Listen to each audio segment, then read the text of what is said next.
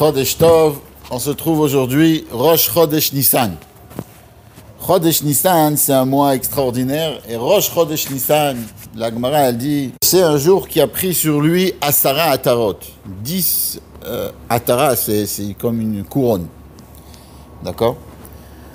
10 couronnes. Rishon le Maaseh Bereshit, Rishon le Nesim, Rishon le Keuna, Rishon la Avoda, Li Rishon l'Iridatesh, Rishon l'Achilat Kodashim, Rishon l'Ishkon Shchina, Rishon l'Evert Israël, Li Rishon l'Isur Abamot, Rishon l'Isur Kodashim. Bon, on ne va pas traduire chaque chose, mais ça veut dire qu'il y a eu 10 choses qui se sont passées aujourd'hui, qui étaient les choses qui étaient la première fois que ça s'est passé. D'accord?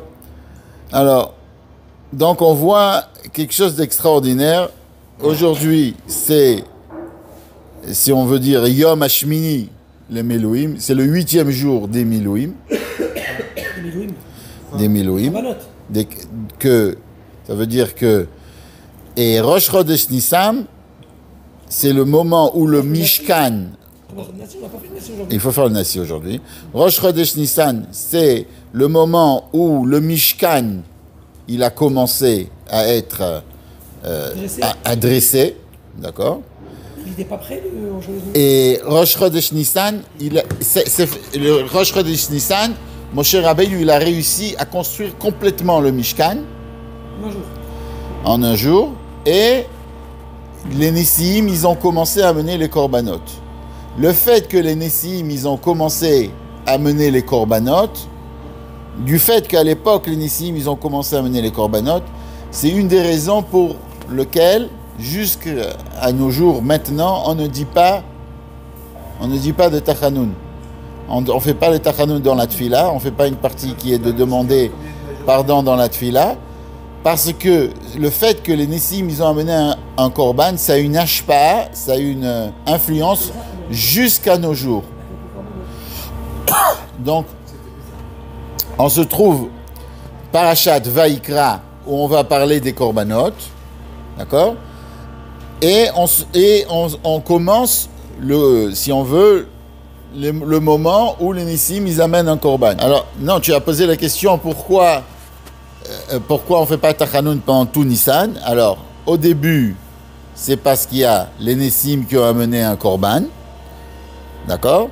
Et après, comme tu dis, c'est Pessah. Et la fin, c'est puisque la majorité du mois a été sans Tachanoun, alors on termine et on ne fait pas de Tachanounim non plus. Bon, ça c'est le sens qui est marqué, si on veut, c'est un des sens qui est marqué. Bien sûr, le fait que ça s'appelle le mois de Nissan, c'est déjà une raison pour lequel de ne pas dire Tachanoun, mais ce n'est pas ça la raison qui est marquée dans la Gemara. Elle a marqué ce qui a marqué dans les poskim, c'est ce qu'on vient de dire maintenant. D'accord? Ça ne veut pas dire que ce n'est pas des raisons qui se rajoutent, parce que des fois, il y a une raison qui est marquée et il y a d'autres raisons aussi. D'accord? Donc le mois de Nissan, ça représente quoi? On a dit, c'est le Nissan, c'est le Nishon Nes, et celui qui veut Nissan, il y a 2 Nun dedans, Nissé, Nissim, ça veut dire c'est pas juste un Nes, c'est des très très grands miracles. Celui qui voit Nissan dans son rêve, la Gemara dans Masechet Brachot, elle nous dit, il va avoir des Nissim. Nissim, c'est se soulever, ça veut dire de se surpasser, de aller au-delà de soi, au-delà de la nature. Ça, c'est Nissan. Et tout cela, pourquoi? Parce qu'Akadosh Baruch Hu, il y a plus de 3200 ans, a décidé qu'il aimait le peuple juif et qu'il choisissait le peuple juif en tant que peuple. Et le fait même qu'Akadosh Baruch Hu nous a choisis et continue à nous choisir à chaque instant, d'accord, pour être celui qui va être le chagrir, comme on dit, son ambassadeur, son représentant dans le monde de la sainteté, alors on est content, on est joyeux, on sait que c'est un moment de miracle. Et bon, on va essayer de voir le lien qu'il y a entre Nissan et la parashat Vaïkra. Alors, on a dit que Nissan, donc c'était le miracle, qu'Akadosh Baruch Hu nous a choisi, on est très content, on est très joyeux. Et Nissan, on doit se dire à chaque instant, ça représente la sortie d'Égypte. Alors ça aussi, il faut comprendre, ça veut dire quoi, la sortie d'Égypte de nos jours? Pourquoi on est tellement content de cette sortie d'Égypte? Qu'est-ce que ça représente? Est-ce que de nos jours, le monde, il n'a pas vraiment changé? Ça veut dire de nos jours aussi, il peut y avoir des gens qui sont très méchants et qui peuvent prendre en esclave quelqu'un. Qu'est-ce que ça veut dire vraiment la sortie d'Égypte? La sortie d'Égypte, c'est au fait le fait que mentalement, d'accord, on peut, si on veut, sortir d'Égypte. Ça veut dire quoi? Ça veut dire que... Il est sorti d'Égypte. Il habitait en Égypte. Oui. Il est né à Héliopolis. Oui. Il habitait à Alexandrie. Et il est sorti d'Égypte. Mais, malgré cela, avant qu'il sorte d'Égypte, comme tu as dit, ton grand-père, il était déjà sorti d'Égypte d'une manière spirituelle il y a plus de 3200 et quelques années. D'accord? Pourquoi? Parce que le fait de sortir d'Égypte, il y a marqué par le biais de quoi ils ont réussi à sortir d'Égypte. Ils ont sorti parce qu'ils n'ont pas changé leur nom, ils n'ont pas changé leur habit, d'accord? Et donc, si on veut, ils ont gardé leurs coutumes. Ça veut dire quoi, ça, qu'ils ont gardé leurs coutumes? Ça veut dire qu'ils ne se sont pas assimilés. Non, on a dit le nom, les habits et leur langue. Ce n'est pas des mitzvot qui sont marqués dans la Torah. Il n'y a pas marqué dans la Torah, on doit garder la langue hébraïque. Il n'y a pas marqué dans la Torah, on doit garder des habits d'hébreux. Ce n'est pas des choses qui sont marquées dans la Torah. C'est vrai qu'il y a marqué dans la Torah qu'on doit mettre des tzitzit, etc. Mais si on veut, d'après la Torah, la Torah est marquée, la Torah, le tzitzit il est marqué dans la Torah. Mais si on veut vraiment, d'après la Torah, on ne met pas des arba kanfot, on ne met pas d'habits avec 4 coins, et on n'est pas obligé de faire le tzitzit. Le fait que de nos jours, on cherche de faire la mitzvah tzitzit, c'est parce qu'on veut se dire, on veut des mitzvot à chaque instant. On veut ces mitzvot-là. D'accord? Mais il n'y a pas marqué dans la Torah une obligation de le faire. Il n'y a pas une obligation non plus dans la Torah d'appeler son fils Abraham, Yitzhak et Yaakov. Il n'y a pas une obligation comme ça. D'accord? Alors, comment ça se fait que c'est tellement important? Alors, comment ça se fait que oui, il y a une importance de garder les noms. Il y a une très, très, très grande importance. Ça veut dire que on voit qu'en Égypte, ils n'ont pas changé leur nom. D'accord? En Égypte, ils n'ont pas changé leur tenue. Ils ont gardé leur tenue. Ils ont gardé leurs coutumes. Le fait qu'ils ont en Égypte gardé leurs coutumes, ça les a aidés à sortir d'Égypte. Alors, ça veut dire quoi? Ça veut dire que si on veut, quand on fête Nissan, on fête la sortie d'Égypte, ça veut dire qu'on doit se rattacher à son soi-même. Ça, c'est la vraie liberté. La vraie liberté, c'est de s'attacher à son makor. Qui on est? Qu'est-ce qu'on est? Qu'est-ce qu'on vient faire dans le monde? Et quelqu'un, d'avoir la fierté de ça et de savoir qu'on est fier d'être qui on est. On est fier d'être le peuple qui a été élu par Akadosh Baruch Hu pour amener la divinité dans le monde. Si on veut, on a dit ça dans un cours, dans des cours d'avant, je me rappelle plus, je me rappelle plus son nom, mais il y a une personne très connue qui a dit que si le peuple juif, il n'aurait pas dit que c'est le peuple élu, alors on aurait dit que c'est de l'orgueil. Pourquoi? Parce qu'il aurait dit, ah, c'est grâce à moi que je suis qui je suis. Le fait qu'on dit qu'on est le peuple élu, justement, les gens ils disent que le fait que le peuple juif il dit que c'est le peuple élu, ça c'est de l'orgueil. Mais en vrai, c'est l'inverse. Si on n'aurait pas dit qu'on aurait été le peuple élu, alors ça voudrait dire que nous, tout ce qu'on a, c'est grâce à nous. Mais au fait, il faut savoir que tout ce qu'on a, c'est grâce à Akadosh Baruch Hu. Donc, au contraire, c'est pas de l'orgueil qu'on dit qu'on est le peuple élu. Ne vous inquiétez pas, C'est parce que tout ce qu'on a plus que vous, c'est parce que, comme tu dis, c'est parce que c'est Akadosh Baruch Hu qui nous l'a donné, c'est pas nous. Et ça, si on veut, ça c'est le commencement de Vaïkra. Alors, on a dit que l'idée du Chodesh Nissan, elle est de se rattacher à nous, se rattacher à notre etzem, à notre essence qui on est. Ça veut dire même comme tu as dit, même quand ton grand-père il était en Égypte, d'accord, il était rattaché à son essence. Donc il était déjà sorti d'Égypte. Cette sortie-là, le fait même que Akadosh Baruch Hu a choisi un peuple, d'accord, et ce peuple-là, il a la possibilité de se rattacher à soi-même, à se rattacher à son etzem, à son essence d'elle-même, de savoir qui on est. Ça, c'est la sortie d'Égypte. Et chaque Nissan, on doit se rattacher à notre propre identité. Ça, c'est le mois de Nissan. De se rattacher à qui on est, qu'est-ce qu'on vient faire dans ce monde, et pourquoi Akadosh Baruch Hu nous a choisis. Et ça, c'est le Inyan de Vaïkra. Quel rapport?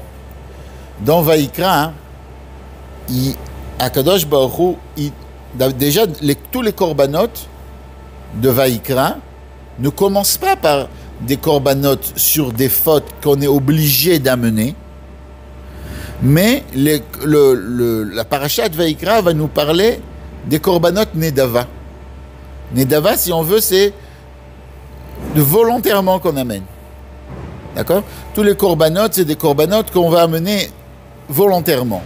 Il y a certains corbanotes où on va nous parler du Nassi, on va nous parler du Sanhedrin qui s'est trompé, Bishgaga, etc. Mais on va pas nous parler, si on veut, au début, on va nous parler, les premiers corbanotes, on va nous parler des corbanotes qui sont des corbanotes de volontaires.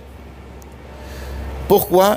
Parce que, alors il y en a qui disent, parce que Parashat Vaïkra, elle a été donnée justement, juste au commencement où on a commencé à amener des corbanotes, donc le peuple juif, il était à un niveau très très élevé, donc on ne parle pas de faute, etc. Mais... Ils sortaient du Hathaï. Hein? Ils sortaient du Hathaï. Oui, mais ils ont fait... Alors ça dépend quand Akadosh Baruch Hu met sa shrina sur le Mishkan, c'est pas le moment où on parle d'une faute. Mais le Shoresh HaInyan, l'essence du sujet, c'est de savoir que de se rattacher à soi-même. Si un juif il se rattache à la neshama qu'il a dans lui, alors il veut donner. Il veut donner, il veut se rapprocher d'Akadosh Baruch Hu. Et c'est pour ça qu'on va nous parler au début de Vaïkra, les premiers inyanim, les premiers sujets qu'on va nous parler de Vaïkra, c'est des corbanotes qui sont nedava, qu'un homme il veut se rattacher, se rapprocher à Akadosh Baruch Hu. Et comment on se rapproche d'Akadosh Baruch Hu? En amenant un korban. Alors, avant d'amener un korban, chaque roumash, il faut savoir, qui commence, que Akadosh Baruch Hu appelle le peuple juif. Et il l'appelle d'une manière gentille. Tous les roumashim, que ce soit Bereshit, on commence par quelque chose de bien. Bereshit, bara Elokim et Hashamayim ve'et haaretz. Alors on dit que Akadosh Baruch Hu, il a choisi le peuple juif en premier. Shmot ve'el et Shmot bnei Israël. On parle du bien du peuple juif. Et Vaïkra El Moshe, Vaïkra Aleph. Le Aleph, il est Katan. Il n'est pas comme chez Adam Arishon où il est grand, il est Katan. Parce que Moshe Rabbeinu, il était Maktin et Tatzmo, il était Anav, il était humble. Mais encore une fois, on voit le Ahava, Vaïkra. Vaïkra, c'est quand tu appelles quelqu'un. De nos jours, c'est très très dur que tout le monde t'écoute. Parce que quand tu parles très souvent, les gens ils sont avec leur téléphone. J'ai entendu une blague qui disait quand je veux qu'on m'écoute, j'éteins le Wi-Fi et alors tout le monde vient voir qu'est-ce qui se passe. Mais c'est sûr que si Akadosh Baruch Hu il parle à Moshe, c'est sûr qu'Akadosh Baruch Hu, c'est sûr que Moshe Rabbeinu, il écoute. Pourquoi il y a marqué Vaïkra? Alors Chazal, ils disent Vaïkra, c'est les Shon Chiba. C'est pour montrer l'amour qu'Akadosh Baruch Hu a vers Moshe. Encore une fois, de même que Nissan, c'est l'amour qu'Akadosh Baruch Hu a envers le peuple juif, qui a choisi le peuple juif, la même chose, c'est l'amour que Akadosh Baruch Hu il a envers Moshe et envers tout le peuple juif. C'est l'amour qu'Akadosh Baruch Hu il a. Comme on dit que quand tu veux dire quelque chose à quelqu'un, tu dois lui dire des choses gentilles. Tu peux pas commencer à lui dire des choses sans d'abord commencer avec lui avec quelque chose de bien. D'accord? Non, c'est pas juste de faire passer la pilule. Si tu veux, tu peux pas, même à tes enfants, tu peux pas dire des choses sans être mêlé sans voir le bien qu'ils ont dans eux. Si quelqu'un, ça c'est stam, c'est une aura, avodat Hashem. Quand tu veux parler à quelqu'un, tu veux lui dire qu'il commence n'importe quoi, tu lui parles de Shabbat, tu parles à ton fils de mettre les tefilines, n'importe quel messer, comment on dit messer, message que tu veux faire passer, d'abord, il faut se rappeler qu'il faut parler gentiment. Il faut d'abord voir le bien que l'autre il a, et après tu peux commencer à lui parler. Ça c'est Vaïkra, c'est ce que ça nous appelle. Pas que Vaïkra, Bereshit, Shmot, Vaïkra, Bamidbar, Dvarim. La Torah elle nous dit que quand tu commences à parler à quelqu'un, d'abord il faut avoir un lien avec lui, que tu arrives à voir qui c'est que tu as en face de toi. Des précédents, qui dit avant de parler à quelqu'un, il faut se couper les ongles. Toi tu ramènes l'histoire quand tu dis qu'avant de parler à quelqu'un, tu dois couper les ongles. Mais moi je te parle pas juste de couper les ongles. Tu dois non seulement pas lui couper les ongles, mais tu dois lui parler gentiment. Tu couper les ongles à soi-même. Oui, alors si tu veux. Oui, non seulement tu dois te couper les ongles à toi-même, ça veut dire de pas te griffer, mais tu dois lui parler gentiment. Et après, quand tu lui as parlé gentiment, et après que tu lui as parlé gentiment, quand tu lui parles, tu dois faire attention de couper tes ongles. Mais voilà, ça veut dire c'est deux niveaux, mais toujours commencer avec Vaïkra. Et qu'est-ce qu'on voit dans Vaïkra? Le Aleph il est Ktana. Dans Adam Arishon, le Aleph il est Gadol. Pourquoi le Aleph il est Gadol? D'un côté, pour savoir que l'homme, il est le Yetzir capable d'Akadosh Baruch Hu, il a été créé par Akadosh Baruch Hu, il a une force extraordinaire. Mais, chez Moshe, le Aleph il est Katan pour nous rappeler que malgré que tout a été fait, que l'homme il est extraordinaire, c'est une créature divine. D'accord? Et c'est ça le inyan de se rapprocher du soi-même, du ani qu'on a dans soi, de se rapprocher du fait qu'on est une âme divine. Alors, et comment on se rapproche avec une âme divine? Quand on amène un korban. Alors, c'était quoi le korban? Alors, à l'époque, le korban, le maout du korban, c'est de savoir qu'on doit sacrifier, si on veut, quelque chose pour s'approcher d'Akadosh Baruch Hu. Alors à l'époque, ils amenaient une bête. Mais la Chassidoute, elle explique que tout ce qui a marqué dans le korbanot, c'est quelque chose qui a rapport avec nous. Donc, qu'est-ce qu'on faisait pourquoi? Parce qu'il y a marqué Adam qui akriv mikem korban Hashem. Il n'y a pas marqué que Adam mikem qui akriv. Ça veut dire il y a marqué un homme, d'accord, qui akriv mikem. Un homme qui va apporter quelque chose, mikem, de soi-même. Mikem, de vous-même. Il n'y a pas marqué quelqu'un qui va amener quelque chose. Quelqu'un de vous qui va amener quelque chose. Il n'y a pas marqué quelqu'un de vous qui va amener quelque chose. Il y a marqué quelqu'un qui va amener quelque chose de soi-même. Ça veut dire quoi? Ça veut dire que le mahou du korban, comme ça l'Admor Azaken il explique, l'essence du korban, c'est de savoir donner de soi quelque chose. Ça veut dire que si on veut se rapprocher d'Akadosh Baruch Hu, il faut ramener de soi quelque chose. Il faut amener un korban. Encore une fois, quand on s'attache à soi-même, quand ça veut dire à soi-même, à la neshama qu'on a dans nous, pas à soi-même, pas à soi-même en tant que corps, mais à soi-même en tant que la neshama qu'on a dans nous, alors on est obligé de donner, de donner quelque chose. Alors, qu'est-ce qu'on faisait à l'époque à la BMA? D'abord, la première chose, on faisait attention à elle, quelques jours avant, qu'elle n'ait pas de moumim, qu'elle n'ait pas de défaut. Ça veut dire un homme, il doit se vérifier qu'il a pas de défaut. Après cela, on lui faisait la shrita à la béma. La shrita à la béma, c'est de lui enlever le sang. C'est quoi lui enlever le sang? De lui enlever la vitalité. Ça veut dire que quelqu'un, qu'est-ce que ça veut nous dire dans Avodat Hashem? Qu'un homme, il peut manger, il peut boire, il peut faire plein de choses. Mais sa vitalité, ça veut dire il doit pas être que toute sa vitalité soit dans les choses matérielles. Si par exemple, d'accord, sa vitalité, elle doit être dans sa neshama, pas dans les choses matérielles. On doit enlever le sang, la chamimout, la chaleur de toutes nos choses matérielles. Et ça, c'est le korban qu'un homme il doit faire. Ça veut dire, l'avdavka qu'il n'a pas le droit de manger. Mais quand il mange, il doit savoir que s'il mange, c'est pour Akadosh Baruch Hu. S'il mange, c'est pour Shabbat. Pas il mange pour manger. Pas il boit pour être sous.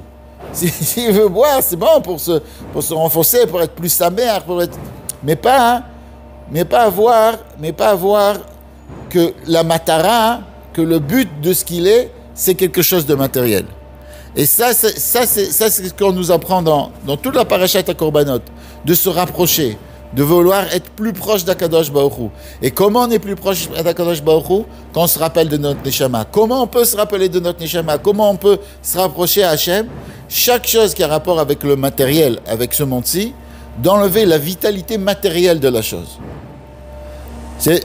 Et si on est comme ça, alors on peut arriver à se rapprocher. Mais c'est dans tout comme ça. C'est pas que d'Akadosh Baruch Hu.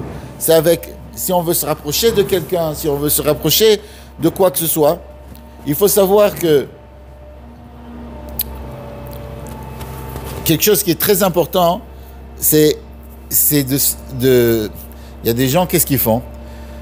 Tellement ils ont peur de faire des fautes, d'accord? Tellement ils ont peur de faire des fautes, qui font pas les choses. On dit, j'ai entendu une histoire, il y avait au Tzemach Tzedek, il y avait le Rav Adin Steinsaltz qui priait Zichrono Livracha. Et il y a quelqu'un qui lui a demandé, est-ce qu'il regrette quelque chose qu'il a fait dans sa vie? Il a fait beaucoup de choses.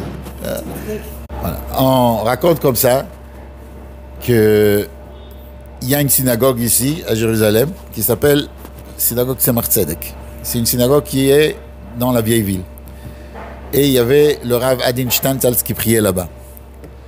Une fois, il y a quelqu'un qui est un touriste qui est venu le voir, le Rav Adin Steinsaltz. Il lui a demandé, est-ce que tu regrettes quelque chose dans ta vie? Tu regrettes quelque chose que tu as fait? Alors il a dit, oui, je regrette. J'ai pas mal de choses que je regrette de ce que j'ai fait. Mais une chose que je regrette énormément, c'est tout ce que j'aurais pu faire et j'ai pas fait. Ça veut dire que un homme, très souvent, il se dit « Ah, je ne vais pas faire ça parce que je risque de faire ça et ça, parce que je risque de fauter, parce que je risque de faire des choses qui sont négatives. » C'est sûr que si quelqu'un, par exemple, il ne se marie pas et il n'a pas des enfants et il n'a rien, personne ne va lui reprocher que c'est un mauvais père. C'est sûr que si quelqu'un ne se marie pas, personne ne va lui reprocher que c'est un mauvais mari. Mais le but, c'est pas ça. Le but, c'est de savoir, de faire des actions, d'être dans l'action, mais à chaque fois, si on veut, de se rappeler qu'on a une neshama, qu'on a un but dans le monde, qu'Akadosh Baruch Hu nous aime. Et c'est vrai que d'un côté, on est très bas, de l'autre côté, on est très haut. On a et le Aleph très grand et le Aleph très bas. D'un côté, on a le chibour du Aleph qui est immense, si on veut dire qu'on est la créature d'Akadosh Baruch Hu. Et de notre côté, on sait que c'est vrai qu'on a énormément de force. On est très élevé, mais aussi on doit être anav comme Moshe Rabbeinu, on doit être humble. Ça veut dire au fait de comprendre que tout ce qu'on a, comme on a dit, ça vient d'Akadosh Baruch Hu. Ça veut dire quoi? Ça veut dire que chaque chose qu'on a, chaque chose qu'on possède, si on possède de l'intelligence, si on possède une qualité quelconque, tout ce qu'on possède, si Akadosh Baruch Hu nous l'a fait posséder, se rappeler que si Akadosh Baruch Hu nous l'a fait l'avoir, c'est pour un but, c'est pour quelque chose. D'accord? Donc, si on a quelque chose, c'est pour faire quelque chose. Donc, on peut pas être orgueilleux, puisqu'on sait que tout vient d'Hachem. Une fois, comme ça, on raconte qu'il y a quelqu'un qui est passé chez le Rabbi, et il y avait très très longtemps qu'il n'avait pas rencontré le Rabbi. Et c'est quelque chose qu'on peut voir dans les films, parce que maintenant ils sont en train de repasser tous les films où on voit les gens qui passaient devant le Rabbi quand ils recevaient $1, et on voit leur réaction. Et là on voit qu'il y a un monsieur qui passe, et le Rabbi lui dit quelque chose, et il dit, mais Rabbi, vous êtes magnifique, comme ça il dit, you're amazing. C'est exactement ce qu'on a parlé il y a des dizaines d'années. Il était émerveillé de savoir que le Rabbi, il se rappelle exactement la conversation qu'il a eue qu'ils ont eu ensemble, quoi. Il y a des dizaines d'années, il était émerveillé de ça. Et comment le Rabbi, il a réagi quand on lui a dit, you're amazing, tu es magnifique? Le Rabbi, il a dit, et qu'est-ce que ça peut faire à ma communauté si je suis amazing? Ça veut dire, si quelqu'un il a une qualité, si quelqu'un il a quelque chose d'extraordinaire, ce qu'il doit avoir, c'est pas, ah, j'ai une qualité, je suis extraordinaire, c'est, ok, si Akadosh Baruch Hu m'a donné cette qualité, c'est pour que je fasse quelque chose avec. C'est pour que je la donne aux autres. Donc c'est quelque chose qui est très très méchayab, ça oblige énormément. Donc, nous, en tant que peuple juif, chaque fois qu'on a quelque chose de bien, c'est pas pour être orgueilleux de la chose bien qu'on a. C'est au contraire, pour être très très humble, de dire, oh, si on sait quelque chose, si on connaît quelque chose, si on est intelligent, qu'est-ce qu'on va faire avec? À qui on va le donner, cette chose-là? Et ça, si on veut, c'est la hanava de Moshe. La hanava de Moshe, donc, c'est d'être humble, de savoir que tout ce qu'on a vient du Créateur. Et si on veut, ça c'est l'idée de la sortie d'Égypte. De la sortie d'Égypte, c'est très souvent, nous, on a des choses, on a comme si on était enfermés. Il y a des choses qui nous enferment, qui nous empêchent de faire des choses. Et c'est vrai, si on ne regarde pas qui on est et le but pour lequel on est venu dans ce monde. Mais si quelqu'un, il regarde réellement le but, et qu'est-ce qu'il doit faire dans ce monde, et pourquoi il a été amené, alors il va pas venir à commencer à regarder, ah, si je vais faire ça, alors on me dit ça, et je vais faire ça, je vais avoir ça, et qu'est-ce que je vais avoir, et à cause de ça, ça va l'empêcher de faire des choses. Sortir d'Égypte, ça veut dire, de se dire, j'ai un don, j'ai quelque chose, je dois le faire. Je dois le faire, je suis Beprinat Nes, je dois m'approcher d'Akadosh Baruch Hu, j'ai quelque chose, j'ai une neshama, j'ai un bagage, je dois faire quelque chose avec ça. Et que Bezrat Hashem, grâce au mois de Nissan, et grâce à la paracha, qui parle des korbanot, comment donner, comment on a dit, que même que quelqu'un, il fait quelque chose dans ce monde, il voit le rapport à chaque fois qu'il a entre ce qu'il a, entre son bagage et qu'est-ce qu'il doit faire avec, qu'on arrive à manger Bezrat Hashem des matzot, ce Pesach-là avec le Mashiach, Tekef Miyan Mamash.